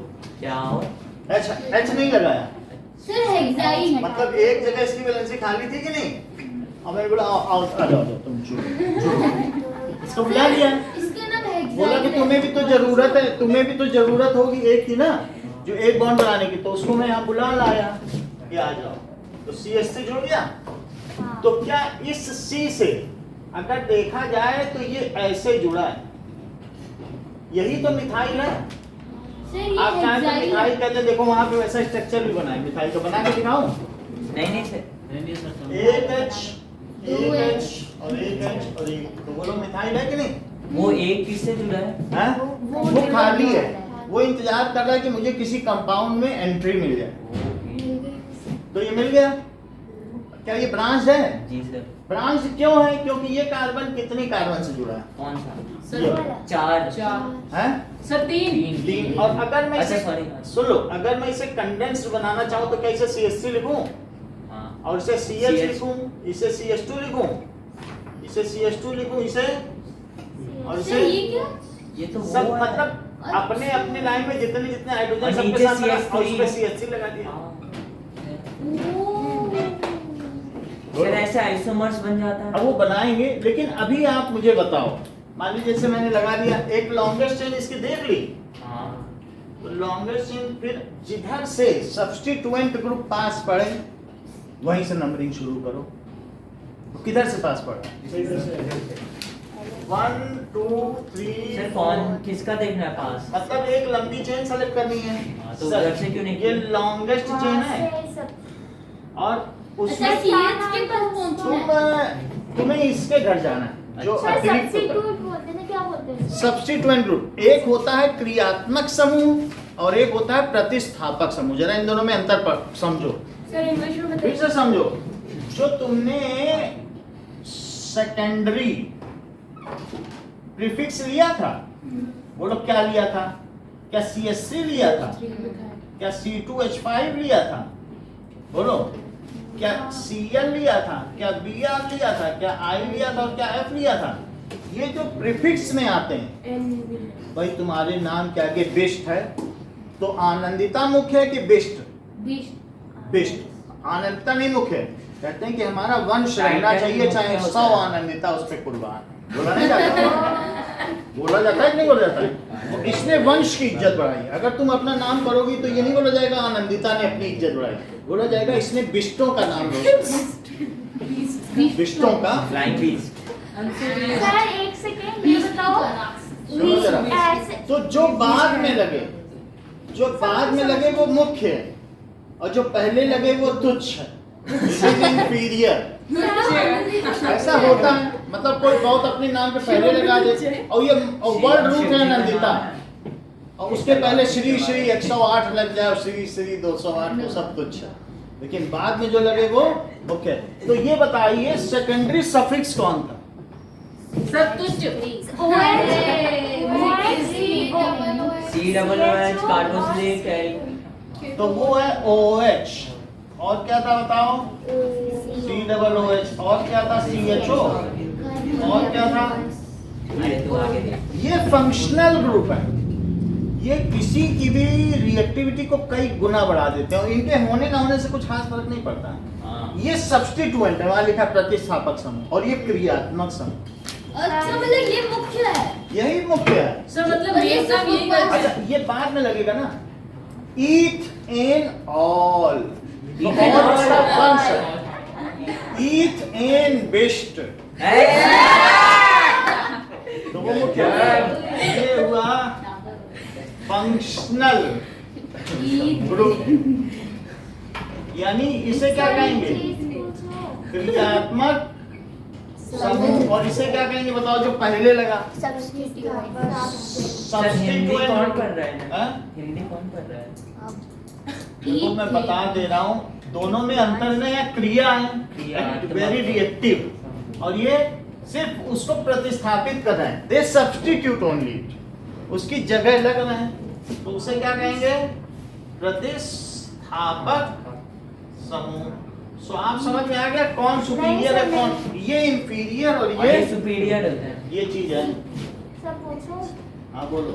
सर, ये जो आपने CH3 को नीचे लगाया है, लॉन्गेस्ट चेन तो ऐसे भी बन सकता है। हाँ तो बन सकती है, वो हम बढ़ा देंगे, लेकिन वो एक ही बन सकती है, उससे कोई लेना देना उतनी तभी बनेगी। नहीं सर, लेकिन हमें सब्स्टिट्यूट कैसे पता चलेगा? सब्स्टिट्यूएंट, क्योंकि एक चेन लेनी है, जैसे माला पकड़ लो खींच के, और तो गुच्छा नीचे लटकता रह जाएगा। अच्छा, और तुम सोचो एक माला के साथ गुच्छा पकड़ ले और बड़ी सी डंडी नीचे लटके, तो उससे सब्स्टिट्यूएंट थोड़े ना करो। सिर्फ डंडी कैसे आ गया इसमें? जो भाई एक माला लिया आपने, बहुत सारे फूल की माला ली कि नहीं, तो कह दो ये मेरी मुख्य चेन है, और ये जो इसमें लटक रहा है ये इसका गुच्छा है, तो वो सब्स्टिट्यूएंट है कि नहीं। और कोई जैसे इनके टाइप आ जाए, ये मेरी माला है और ये उसका गुच्छा है, ये भगवान को बताओ ये गुच्छा लटकता है, ऐसे थोड़ी लिया जाता है। गुच्छा लटक नीचे तक और माला 2-3 कड़ी की है, ऐसे नहीं होता। तो गुच्छा एक होता है, समझ आए कि नहीं। तो जो मेन चेन है वो सबसे लंबी होगी, और उसमें कुछ ना कुछ एक एडिशनली लटकता रहेगा। वो बात सही है। अच्छा अब आगे की बात है, जाते जाते शिवम की बजा दी। बात नहीं, किसी का नाम देंगे वो कोई बात नहीं। अब यहाँ देखो, बताओ फिर आप लोग इधर ऐसे, हम लोग ओरिएंटेड रहे, वी आर ओरिएंटल बैंड्स। सो अब जरा देखो, अब इसका नाम हमें लिखना है, तो टू इसका लोकेशन, टू पर ही तो सब्स्टिट्यूएंट ग्रुप है, तो टू लोकेंट है, तो हमेशा 2 लोकेंट ही रहेगा। टू पर अगर 3 पेड़ होता तो 3 लोकेंट रहता है, जिधर से पास पड़ेगा 3 पर भी होता तब भी अच्छा इधर से हमेशा नंबरिंग कर। गुच्छे वाले रूम में ही हमें जाना होता है। हाँ उसकी वो अतिथि है हमारा। सर एक और तो बताओ, सुनो, सर एक बार एल शेप में एक बार बनाओ तो चेन। वो भी हम बना देंगे, पहले सिंपल सिंपल समझो फिर हम बनाएंगे। ये पूरी चेन ले ली, वहां से वहां लोगे तब भी तो 6 ही पढ़ रहे हैं। हाँ लेकिन फिर हम काउंटिंग कहाँ से स्टार्ट करेंगे? नीचे से? काउंटिंग अभी कर देंगे इसके बाद की, इसको करो, यही करता हूँ फिर से। हाँ ठीक है। सुनो, तो बताओ 2 पर क्या है, सबसे लोकेंट इसका 2 सबसे पर क्या नाम लिखे हैं, मिथाइल। देख लो वहां पे 2 पे इसके सब्स्टिट्यूएंट का नाम लिखा। अच्छा अब उसके बाद इसका वर्ड रूट लिखो। रूट वर्ड क्या है, 1 काउंट 2 करो। 3 4 5 6 हेक्स, हेक्स इससे जोड़ के लिखो। Methyl hex. 2 मिथाइल हाइफन बीच में लगा, 2 मिथाइल 2 मिथाइल हेक्स। अब इन सब के बीच क्या है,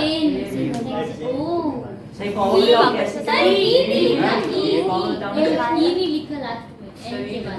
सही कॉमन बताओ ना कैसे? Methyl hexane. जैसे पहले हमने कहा सेलेक्ट द लॉन्गेस्ट चेन, हाँ। फिर उसके बाद नंबर, ठीक है, start numbering from that and, X, हाँ। और फिर ठीक एक है, फ्रॉम जहाँ विच से पास हो पड़े। फंक्शनल ग्रुप, और जहां से फंक्शनल ग्रुप और substituent group is nearest. Sir methyl कहाँ से आया है लेकिन? मतलब वहाँ से अभी बता रहा हूँ, मिथाइल क्या है ना, ये लिखा नहीं, इसी को तो मिथाइल कहते हैं। एक चीज निकल जाए हाइड्रोजन तो आइल लग जाता है। तो सर जो निकला है उस पे हम लिखेंगे मिथाइल अगर है तो। भाई ये मीथेन है, हाँ। एक एच निकला तो आइल हो गया।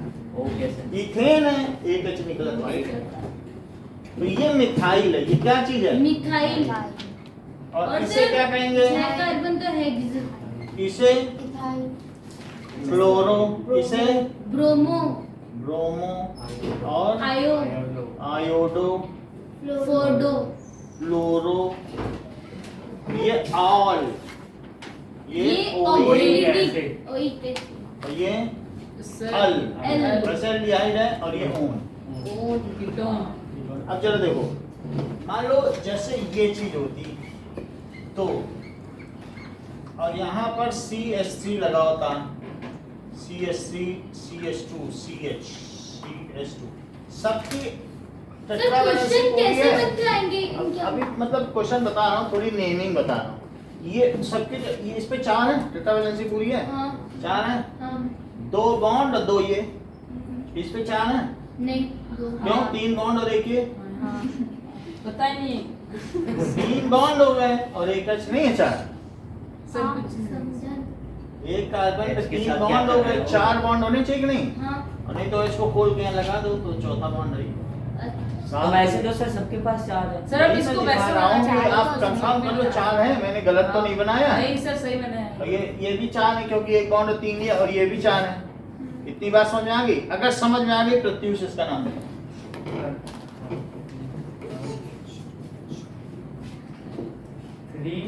मैं बताऊं? सर मैं बता सकता हूँ सर सर मैं बता अरे सकता तो बताने दो, कितने दिन बाद बता रहा हूँ।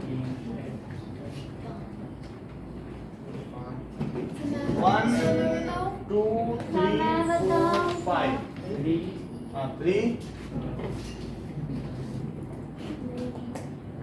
बोलो Shiv. 3 methyl pentane 3 methyl methyl, pentane. हाँ मिथाइल के साथ क्या लगा दोगे? सही है, हाइफन लगेगा इनके बीच। Select the longest chain. Sir वो 2 3 वो कैसे लगे? क्या बोलोगे? सेलेक्ट द लॉन्गेस्ट चेन, इसमें हम- start numbering from that side, इसमें तो किसी भी साइड से कर सकते from which room is nearer from which that is functional group और सब्स्टिट्यूएंट ग्रुप इज नियरेस्ट। इतना कर दिया। अब फिर उसी ऑर्डर में लिखो, जो प्रीफिक्स है उसे पहले लिखो, सफिक्स है उसे बाद में लिखो। बोलो, बात समझ में आ गई? अच्छा, अब ये बताओ कि C और यहाँ Cl लगा है, ठीक है, और यहाँ पर Br लगा है, और बाकी मैं इसकी कंप्लीट कर दूं। चलो, कुछ खुशी से भी पूछा जाए, ये क्या क्लोरो ब्रोमो बताओ। Select the longest chain, start numbering from that end, from which functional groups or substituent groups। ये सब क्या है? Substituent है, लिखा कि नहीं? अरे मन Substituent। में तो कर। क्लोरो ब्रोमो और बिना लोकेशन के ना बताओ, होटल में किस कमरा नंबर में के रुके?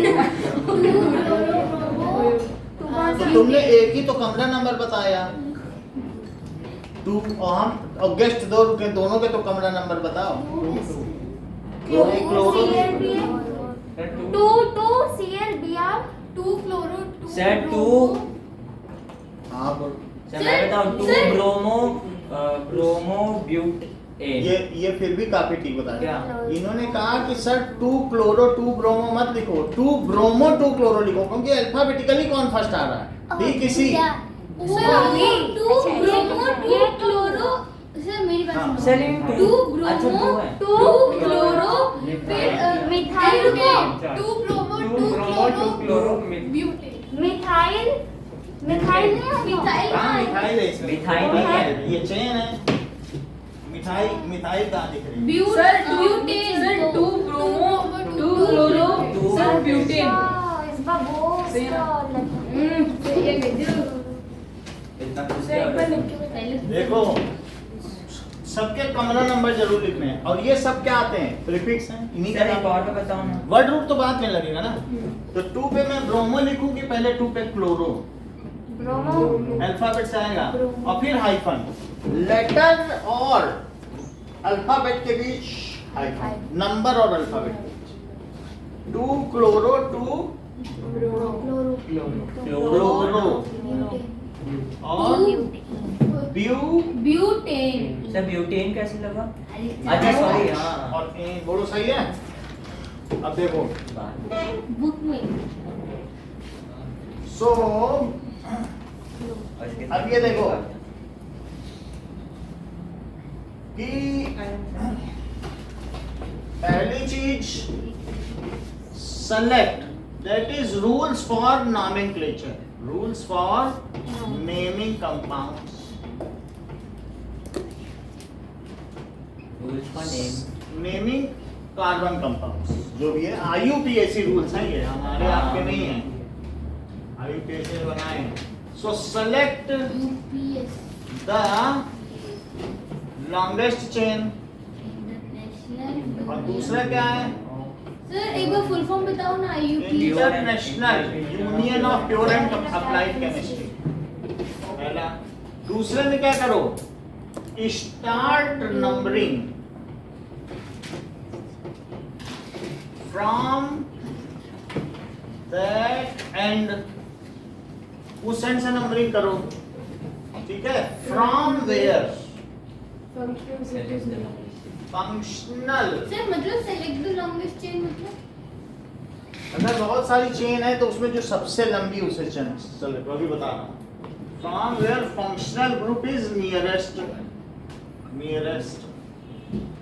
ठीक है। ऑलवेज राइट फंक्शनल ग्रुप और substituent group along with locants, उनके कमरा नंबर के साथ लिखो। ऑलवेज कमरा राइट 420 फंक्शनल ग्रुप या फिर सब्स्टिट्यूएंट ग्रुप सर इसके बाद छोड़ देंगे along with their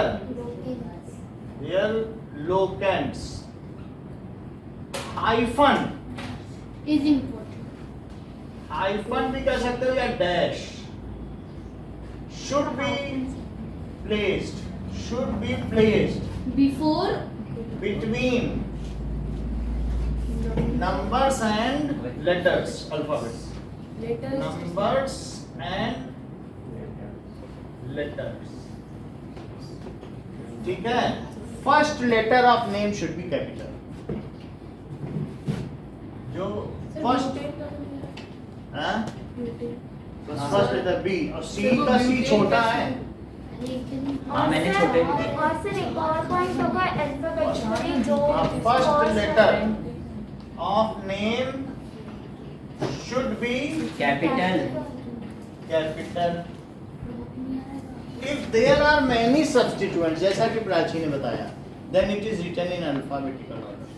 जैसे क्लोरोब्रोमो आ गया ना, सर क्या मतलब क्लोरोब्रोमो है तो पहले क्लोरो लिखोगे कि ब्रोमो। जिसका अल्फाबेट पहला So if there are many substituents,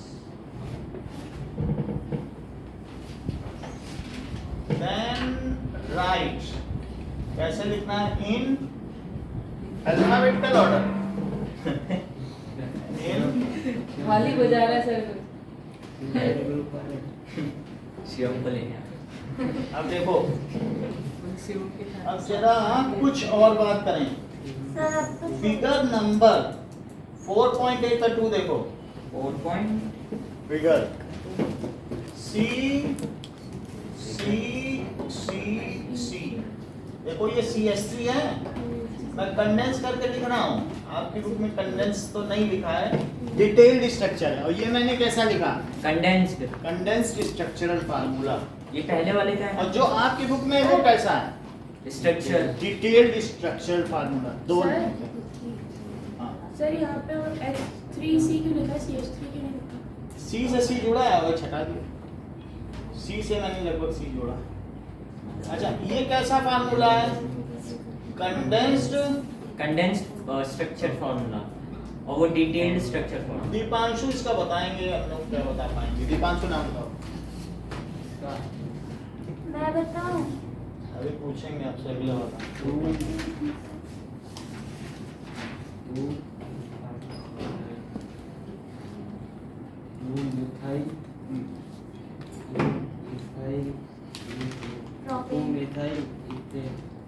propane होगा सर। ब्यूटेन होगा ना। सब प्रोपेन होगा। एक लंबी चेन बनाई होगी, टू अब फिर ये कहीं से नंबरिंग की होगी अच्छा ऐसा भाई कुछ मुझे तो लगा किया उसको होगा। भी लेना है। कुछ सर, किया होगा ना, एक टू- लंबी चेन है, माला उसमें गुच्छा, हैं? हाँ two sir two methyl, methyl propane सही है। हाँ कैसे हुआ फिर से ये? एक लंबी चेन ये ली जादू है। और नंबरिंग किधर से करोगे, जहाँ से पांच। सब्स्टिट्यूएंट पास सर पड़ता हो दोनों से पास तो बस कहीं से भी कर दो। लोकेंट के साथ लिखा मिथाइल ये देखो ना CH3 ओ मीथेन है और एक H हट गया तो मिथाइल नहीं है। इथेन समझते हो C2H6 और एक H हट गया तो इथाइल है। क्या तुम- लोकेंट्स मतलब नंबर। लोहा नंबर है। 4.9 बताओगे शिवम? 4.9 देख बता देना। मैं बता सकता हूँ सर, मैं बताऊं? ए या बी जी ए या बी सर ए का हाँ, ही क्या बताओ। कौन सा 4.9 ए या बी सर दो दोनों एक ही हैं, एक में स्केलेटन है बस। अच्छा दूसरा वाला ना ये क्या सर मैं बता सकता हूँ बोल दो सर एक बार आप इसका आप एक बार स्ट्रक्चर बनाओ ना सर ये समझ ही नहीं आ रहा सही सही है, है ऐसे होगा। सर ये कुछ CH3 सब पे सिर्फ सबकी टेट्रा वैलेंसी है, क्या नहीं बता? सबकी नहीं है।